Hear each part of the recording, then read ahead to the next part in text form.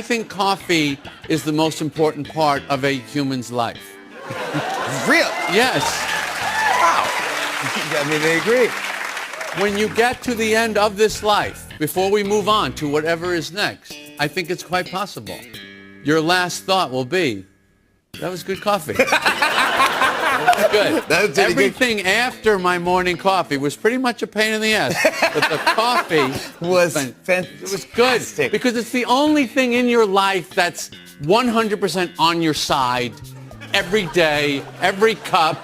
Come on, let's go. Me and you, we can do this. Yes, that's right. Only coffee. Coffee is there. It's one job. Yes.